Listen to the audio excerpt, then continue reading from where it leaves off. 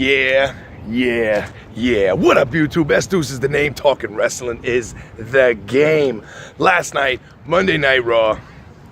One of the better ones since the brand split, I gotta say, all around, and not just because of the huge return at the end of the night, which I'll get into in a separate video, so don't expect me to talk that much about the man called Goldberg in this one. But to open up Raw, Owens and Jericho, my favorite best friends, come out, and Jericho's talking how he is a six-time world champ, how he's beaten the best of the best, how he beat The Rock and Austin in the same night. And he's tired of being disrespected by Foley and Rollins, which prompts Rollins to come out and drive a wedge between Jericho and Owens. He challenges Jericho. Jericho accepts. So the first match was Jericho versus Rollins. Again, Jericho told Kevin Owens, don't come down to ringside. I can do this on my own. I'm a six-time champ. Blase. What happens during the match? Kevin Owens comes down, try to interfere, and it helped. It helped at first, and it did. It did help at first. But in the end, Seth Rollins ends up winning anyway after a pedigree. Jericho loses. And Jericho would then be pissed at Seth Rollins later on in the show. They had a sit-down segment yesterday with Lita interviewing both Sasha Banks and Charlotte. Charlotte's interview was first, and it was pretty good, but she called herself the best superstar, male or female, in the WWE right now, and that's just flat-out bullshit. Charlotte is good, but she's not the best. Far from. Then we had the Golden Truth and Mark Henry against the Shining Stars and Titus O'Neil. On the pre-show, we saw Shining Stars and Titus O'Neil trying to get Golden Truth and Mark Henry to buy some timeshares to Puerto Rico and make it a win, this Titus O'Neil thing. Pretty much a pointless match, other than to just add a feud like Henry and Titus or the Shining Stars and the Golden Truth. Anyway, Mark Henry hits Titus O'Neil with the world's strongest slam. 1, 2, 3. Golden Truth finally gets a win on Raw, so that's not that bad. Next up, Jericho finds Owens backstage, starts screaming at him, tells him he told him to stay in the back, don't come to ringside, he cost me the match, almost called him a stupid idiot. And it would seem like the breakup's gonna happen at Hell in a Cell.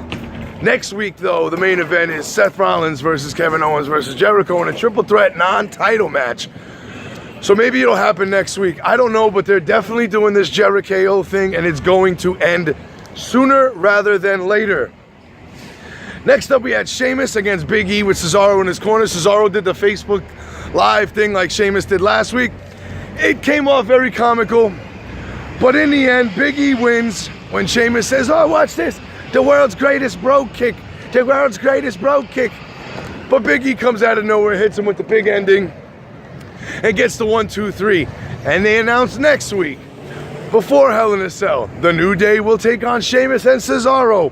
Why are they giving these matches right before the pay-per-view? I will never, ever know. Bo Dallas and Neville was up next. Curtis Axel was in the back telling Bo Dallas he's apologized. He knew he was pissed off about the loss last week, so he got Bo Dallas a match against Neville. Bo Dallas beats Neville. That wasn't the story. The story was after the match, Bo Dallas attacks Curtis Axel, taking him out. Full heel. Is Axel a face? Probably. Will their matches be good? Probably. Will anybody care? Probably not. Then we had Bayley against Dana Brooke. Dana Brooke goes over Bayley in this match. It was a good match, but I think they're playing an injury angle for Bayley, as Dana Brooke hit her, threw her outside, threw her into the corner turnbuckle, then rolled her back in and pinned her. Very odd. Big win for Dana Brooke, though. Gotta say, big win for Dana Brooke. We had a Paul Heyman live segment. When they say live from WWE Studios, that means live from backstage, in which Heyman said for Goldberg not to accept the challenge.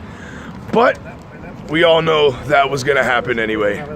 Then we had Braun Strowman come out, which I was excited about because I thought they'd give him some real competition, which they didn't.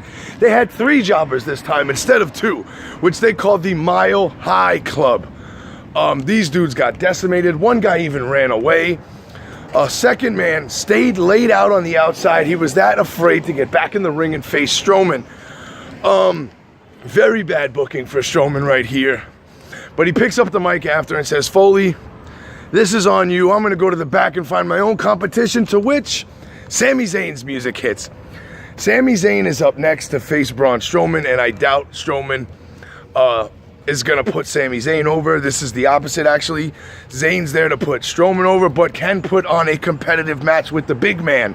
Make him look more like a wrestler, more like a monster, but less like a big slow sloth, just dominant in the ring. However, Strowman and Zayn, I'm not looking forward to it.